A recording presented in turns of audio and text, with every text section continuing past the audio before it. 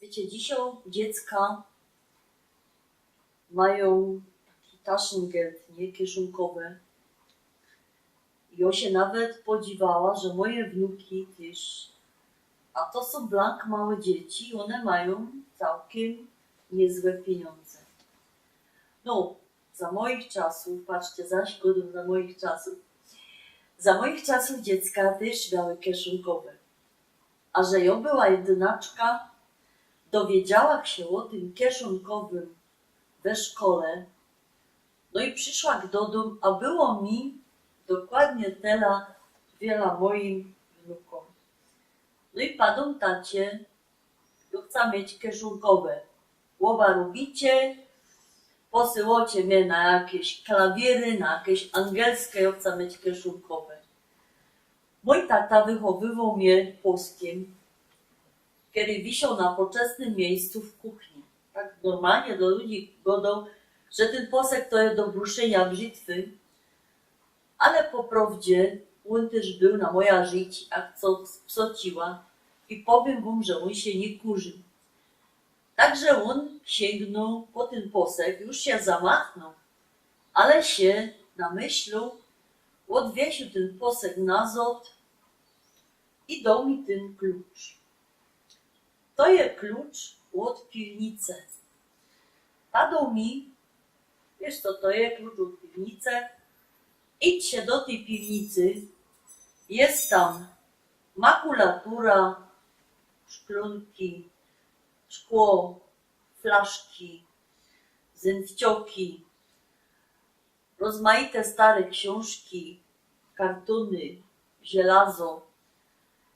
Co udźwigniesz, możesz się wynieść i sprzedać i to jest twoje. Ja się upewniła, czy wszystko. Powiedział, że ja. I mu ta piwnica wypucowała za tydzień. Kiedyś jeździły takie wozy, jeszcze zaprzężone w konie. Hop jechał przez całe miasto i wołał szmaty, graty. Ja zawsze mu dośpiewała koń łaciaty, bo ten koń był richtig łaty. I on brał te wszystkie flaszki, a dawał nam za to piękne emaliowane gorki albo coś. No, a drugi punkt to był taki punkt stały, kaj szło wszystko sprzedać. No i ja, jakże się wyprowadzała już jako dorosła osoba z mojej kamienicy i wciągłam na swoje, ja się ten klucz wzięła na pamiątka, co by pamiętać, że żaden mi niczego nie dał, że ja se to muszę sama wszystko wywalczyć. A drugi klucz to jest piękna historia też. Ja zawsze padł, że ja nie jest z familoka, no z kamienicy.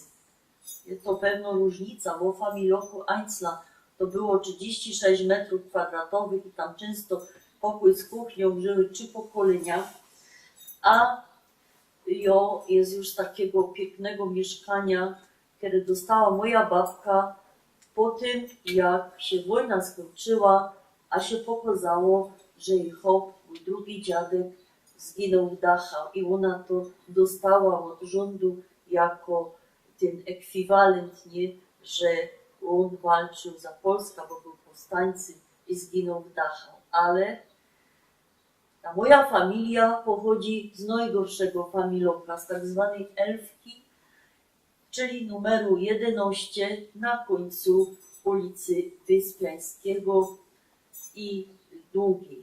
I tam richtig, to już tak szło ku Rawie, nie było tam, jakże słyszała, kanalizacji i stamtąd pochodzi moja rodzina. Nie będę gadać, że z pałacu.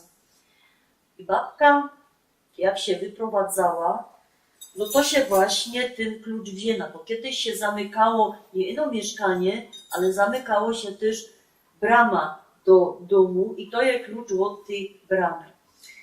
I po co wam to godą? Bo wiecie, człowiek liczy na siebie, tak powinien liczyć. I ja się kiedyś karła do tego mojego Chorzowa, do tych Hajduków i tam się w tym miejscu stało coś, co ja nawet nie wiedziała.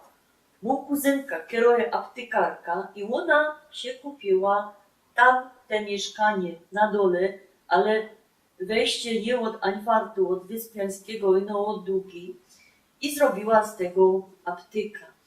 Także my się tam wrócili. Jest takie powiedzenie, że się wraca z wojny na tarczy, to go nie są, albo starczą.